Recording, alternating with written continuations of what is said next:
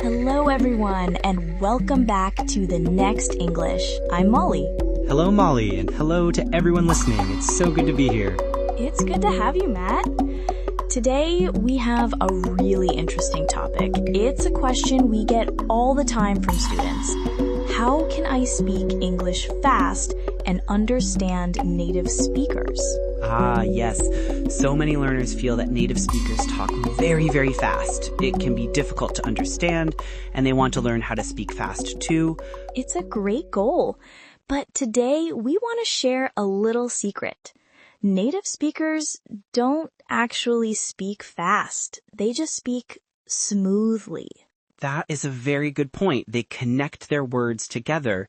Instead of saying each word separately, they link them so a whole sentence can sound like one long word. Exactly. And that is what we are going to learn about today.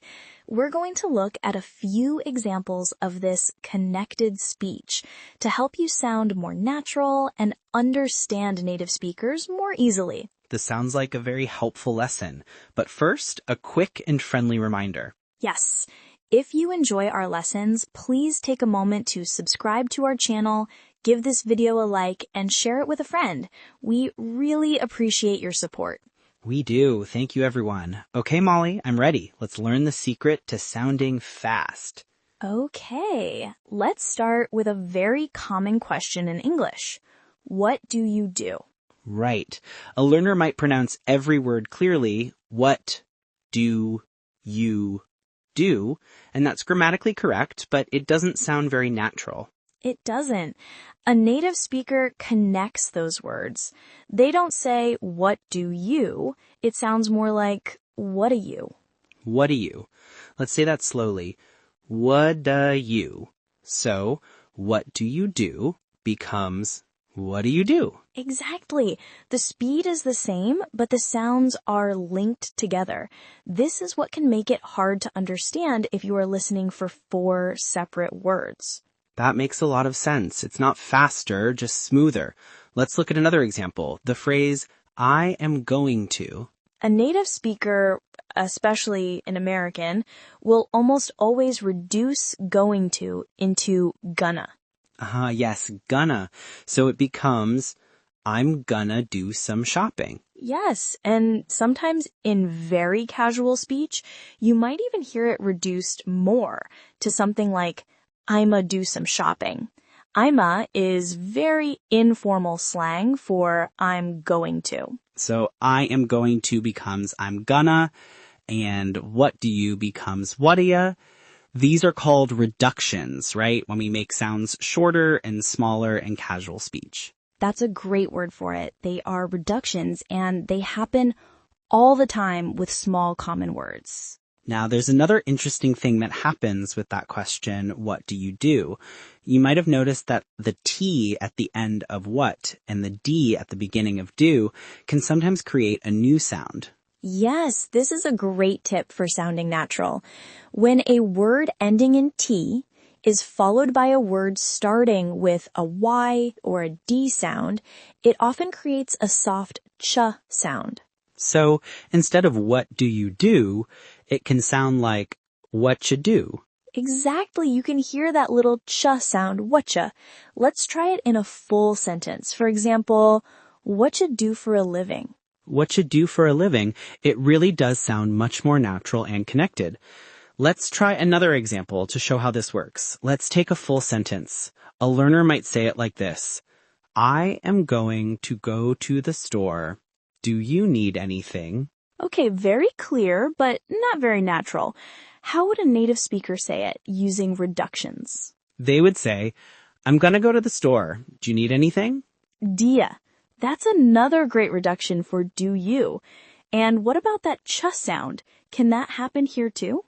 Yes, sometimes when a word ends in T and the next word starts with a D, like atda, it can also create that ch sound. I'm gonna go to the store. What you need?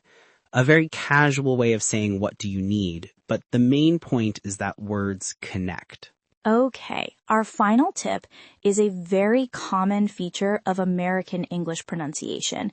It's about the letter T. Yes, in American English, when the letter T is in the middle of a word between two vowel sounds, it is often pronounced like a soft D sound. We call this a flap T. Let's look at some examples. The word for the drink, water, we don't usually say water, we say Waiter. It sounds like a D. Can I have some waiter? exactly. Or the word for a place, city. We don't say city, we say. City. It's a big city. Let's practice a few more of these. Repeat after us, everyone. Bottle becomes bottle. Butter becomes butter. Computer becomes computer. Little becomes little. It feels strange to say at first, but once you start listening for it, you will hear it everywhere in American English. For me, it's so natural now, it feels strange to say little. I always say little. Me too. And this is not about speaking fast. It's about speaking smoothly. The D sound is softer and quicker to say in the middle of a word than a hard T sound. And understanding this rule is so helpful for listening. If you know that waiter means water, then when you hear a native speaker say it, you won't be confused. So to review our 3 main points for sounding more natural and understanding native speakers. Connect your words smoothly. What do you becomes whudduhyuh.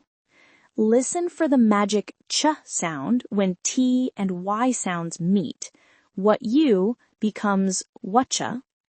And in American English, the T in the middle of a word often sounds like a D.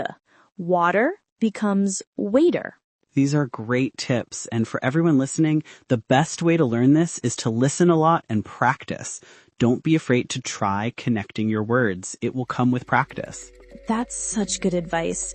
We hope this was a helpful lesson on understanding the mechanics or the way that natural connected speech works. Yes, thank you all for listening. Please don't forget to subscribe and share this episode. And for today's comment, tell us another word where the letter T sounds like a D. Oh, that's a fun challenge. We would love to read your examples. Until next time, keep practicing. And have a wonderful day. Bye, everyone.